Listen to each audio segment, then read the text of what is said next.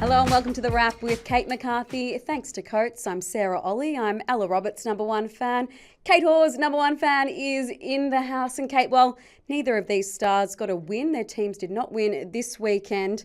The results certainly did deliver. So let's have a look at how round 11 ended up, because we are getting to the business end of the season. And with the exception of North Melbourne, they continue to win. Kate, I'd say it's hard to predict what's going to happen. It is hard to predict, but I think the good news is, and we're going to get through to all of the permutations, machinations and mathematical equations that we can. But basically, if your team wins next week, they're in. If they are sort of from 5 to 10? Yeah. 10 still in. But there are other results that need to occur for some little things to happen. But we'll get into each team's. But the results from the weekend, obviously, as we have a look at those, they were, I guess, somewhat topsy-turvy. We started with the Showdown on Friday night, which was a huge result for Port Adelaide. And then Sydney kept their season alive, defeating the West Coast Eagles. Hawthorn took care of Essendon. And then Sunday, we had some wild weather, didn't we, Sarah? Didn't we just? There was plenty of lightning, plenty of delays. And if we bring up the ladder as it stands, there are so many live propositions heading into the final home and away round 12. As you can see there, North with that minor premiership sewn up. But the Swans and the Dockers that sit outside the 8, Kate, they can still very much play finals. You're telling me there is a chance? There's a chance, my friend. There is a chance for those two teams, and we'll get into it in a minute. But the top 4, they are sewn up. Those 4 teams will play finals. Just depends on where they finish up from 1 to 4. 1's obviously locked in, 2, 3 and 4 still up for grabs. Hey, I feel like the Blues have got their mojo back, because they were in scintillating form against the Giants today at Icon Park. And you've got massive raps for their forward line, particularly with Tara Bohanna back in the side. Yep, Tara Bohanna back in this team makes such a difference to them, not only for what we're seeing there with her goal kicking, her marking, but just you can tell she is the leader of that group. She's got youngsters around them, so the next 2 players are going to see Poppy Scholes and Sophie McKay. They're both in their first year. So what Tara Bohanna can help with that is setting up their structure, helping them to work where they need to work. And I just loved seeing Poppy Scholes. We weren't sure if she was going to play forward or back with Tara Bohanna back in the team, but most of the game, she sat sort of as the high forward. Tara Bohanna sat deeper. She kicked 3, Bohanna kicked 3, McKay kicked 2 as well. And for me, outside of North Melbourne, because I feel like when you make any statements about the competition, you have to say North Melbourne excluded, because they are in a league of their own. I think that the Blues have the best forward line in the competition. You've got those 3 players. We add in Erin Fitzpatrick as well. We've seen what she can do. Lila Keck as well. And Lily Goss had a huge game this afternoon. I think they're one of the most powerful, if not the most powerful, forward line in the competition outside of North Melbourne. Now, you were there at Icon Park today to witness all of the wild weather.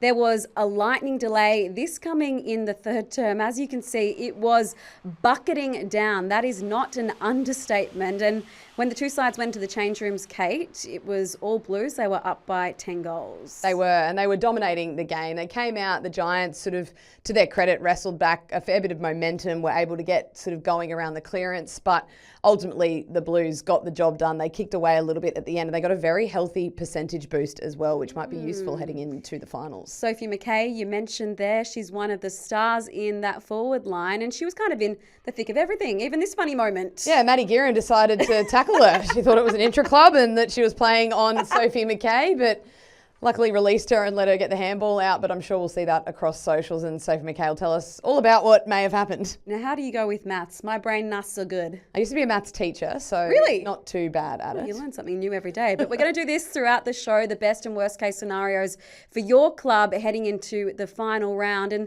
the math is pretty simple for the Blues, who sit in 5th position right now, Kate. Win and you are in. That is all that matters for the Blues, but there is still a chance that you make it if you lose. But we're saying they miss finals if Sydney beat Essendon, St Kilda beat the Dogs, and Adelaide beat Fremantle. I'm putting a caveat out there though. There is a little percentage play on that final outcome, but we're not getting into the nitty-gritty of that. That is ultimately win and you're in for Carlton, and if you lose and all of those scenarios happen, you're probably going to miss finals. North Melbourne, they keep on winning. They made it 23 in a row today. They equal the record of the what is it? The Cats team from the 1950s when it was the VFL back then. 23 in a row with this big win over St Kilda, and with that, Kate, they've sewn up the minor premiership. They certainly have, and I think the biggest talking point probably out of this one from a Kangaroos perspective is Emma King. So able to kick the 3 goals today, looked really powerful up forward for them, but this is a player that couldn't get a game till round 7. A few little injury concerns early in the season, but then was fully fit and wasn't being selected, and credit to Emma King because she's clearly worked away, tried to do everything she could to get her place back in this side. And since round 7, she's performed. She's only gone goalless once, kicks the 3 goals this afternoon, and just shows how hard it is to crack into that team, but how important it is to take your chances. And we saw some players rested today, Emma Carney as well as Jenna Bruton, and Darren Crocker, the coach, forecast that next week they're going to probably do the same and get their side cherry ripe. Vicky Wall, I wonder if she will be one of these managed players because she finished the game on the bench, Kate, with this lower leg injury. Yeah, you can see here the left ankle, just as she's lands on the boot of her opponent and rolls it outwards. Looked a little bit sore. For me, it's probably fine. It'll be one of those ankle rolls that they can tape up and she'll play through. They breed them tough in Ireland. Oh, they do, yeah. And then you add the Irish factor on top of that, which means it's probably not a factor at all. She'll be fine. But I wouldn't be surprised if they did give her the week off to get that right. They have the luxury of doing it. Why would you not take it if a player is 50-50? So North, you're through, you are in. But this is the best and worst case scenario for St Kilda, who have never played finals before. Destiny very much in their own hands. So they're taking on the Western Bulldogs next week. Again, win and you're in. If you win St Kilda, everything takes care of itself. However, if they lose and West Coast beat Carlton and Sydney beat Essendon, that will unfortunately be the end of St Kilda's season. And one little one here as well with percentage. So if they lose big by about 40 points and then Freo were to beat the Crows by around 30 points, they would pick up enough percentage points for then St Kilda to be out. So little percentage play there for St Kilda. I tell you what, it wasn't a good day for boundary riders across the country, and that was the case in Ballarat. Look at these scenes and look at our very own Riley Beveridge making his debut on Channel 7. It was a day for ducks, but it was the dogs and the cats who had to play down at Ballarat. Look at these scenes. Oh, this is awful. Unbelievable. Honestly, I played a game with conditions like this. We played Fremantle up in Brisbane, had torrential rain, and you were sore for a week and a half after it. It's just such heavy legs. It was a slog. The Cats had kicked the first 3 goals in the first 4 minutes, and that was basically the end of it. Georgie Prasparkas was dynamic out of the centre bounce clearances. That's where they got the ascendancy, and that was ultimately where the game was won and lost. So Cats, the 11-point winners over the Dogs, around to go for both those sides, but both unfortunately out of finals contention. That is also the case with Gold Coast and Collingwood. The Pies just holding off the Suns and all but consigning them to the wooden spoon this year. Do you know what? There was a lightning delay in this game too up at Bond University. So wild weather across the country, and Ash Centra, she wasn't there for the Pies, Kate, with her injury concerns. But we saw the impact she had as the number 1 pick in this side this year, and the Suns are going to get their own number 1 pick. Yeah, they are. And another number 1 pick that they've had previously, Charlie Rowbottom, had a huge outing. She had 36 disposals and 11 clearances. And you think they're going to be relying on a few of those picks to start to pick up some of this, I guess, ground that they've lost on the opposition. They've been pretty disappointing this season. You've got to sort of, I guess, mention the luck that they've had with injuries. There are a number of players on their long-term injury list or have been in and out of the team, and many clubs do have that, but they were to a lot of their experienced players. So that is one thing that you can kind of give to the Suns, but they have a lot of work to do over the off-season. They will get number 1 pick now, losing that game to Collingwood. So, yeah, it's a long road back for the Suns, though. And the Pies have been pretty disappointing the last 5 weeks as well, to be honest. They've fallen off a bit, haven't they? They have, yeah. 2 teams that haven't fallen off, though, are Brisbane and Melbourne. This felt like a final on Saturday night, and in the end, it was the Lions prevailing by 9 points. It brings us to our Coates player of the round, and it's hard to look past her, Sophie Conway. Sophie Conway was brilliant. She's been All-Australian the last 2 seasons. A slower start to this season, but last week and this week, she was absolutely everywhere. Some beautiful ball use, 27 disposals, which is an equal career high. And some of this finishing from her, 2 goals and two of the better goals that you saw all night. Just that ability to go one way. And then the check side. So we saw her just slot one around the corner, does the check side on that occasion. And they were clutch goals as well. And then Eliza McNamara, Sophie Conway was one of the best matchups you saw on the ground. And just some beautiful bodywork from Sophie there. Had over 500 metres gained. Her bell doors. You felt like it was the mids, inside and outside, that got the job done for the Lions, and probably where Melbourne didn't quite compete as well as you'd hoped. Do you remember Reece Matheson? He once said that he thought he was the barometer of the Lions side, maybe mixed up his words a little bit, but Sophie Conway and Belle Dawes, they are the barometers of this Lions side, aren't they? Genuine barometers, because not only can they kick goals like we just saw Sophie Conway, Belle Dawes laid 12 tackles. We saw a post-match interview. She is just the best kind of nuts, really. Yes. The best kind of nuts. I mean that with no disrespect to Belle Dawes, but just someone that no matter what was going on in the game, I feel like you could really depend on her to either get you out of a hole or pick you up off the ground and just give you what you need to get going for the next part of the game. So Craig Starcevich, the Lions coach, fresh off the win, already looking towards next weekend, and he's not so happy with the fixturing. We're playing Sunday, which means we're very likely to have a short turnaround into the first final, which is mind-blowing, to be honest. So that's something that irritated me a couple of weeks ago when I saw the last round come out. Don't poke the bear. He's irritated, Craig Starcevich, because his side, they play Collingwood at Icon Park on Sunday next weekend. They'll have to travel back. Unfortunately, sometimes the draw just doesn't work in your favour, Kate. Yeah, I guess the only sort of thing that you could say to that is the two other teams that are looking likely to make finals as well. St Kilda, they also play on Sunday. Yes, they do play in Melbourne, which is fair enough, no travel for them. The other two teams, though, the Crows and Fremantle, who are both alive, Fremantle would have to travel back on the Sunday and probably, I don't know if they'd get home after a Sunday late game. I think the positive for the Lions is they would be able to get home. They have the 1 o'clock fixture, so they'd probably be able to fly back to Brisbane the night of and be home by the Sunday.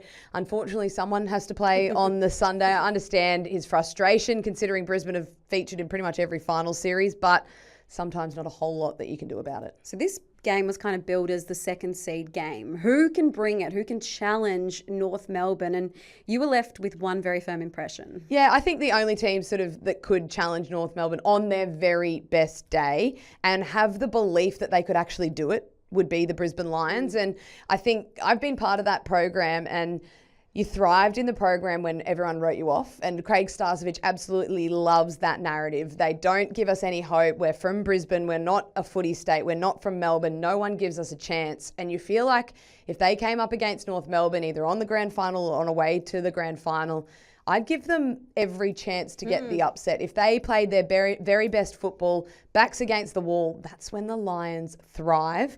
In saying that, though, if North were to perform to their best, I don't see anyone getting close to them with their depth. But I think we saw there was a little bit of a gap between the depth of the Lions and the depth of Melbourne in that game on Saturday night. When it comes to writing teams off, I'll put my hand up. I did write off the Dockers, but they've been superb as of late and absolutely steamrolled Richmond over in the West. And mathematically, they are still in the hunt for finals, Kate. They are, which is extremely surprising because I was with you with that percentage that they had. Yes. I thought it was a game and percentage pretty much out of it. But to their credit, getting that win over Melbourne and then being able to consistently show up week in, week out from there. But the player that's been their most consistent all season has easily been Ash McCarthy and Gab Newton. But Ash McCarthy, 32-2, 500 metres gained. She was everywhere and continues to be such a key cog to their program in Fremantle because she can play through the midfield. She spits forward, hits the scoreboard, and that's what we say the most elite midfielders in the competition can do, and Ash McCarthy does do it week in, week out. So while it's unlikely the Dockers play finals, it's not completely out of the realms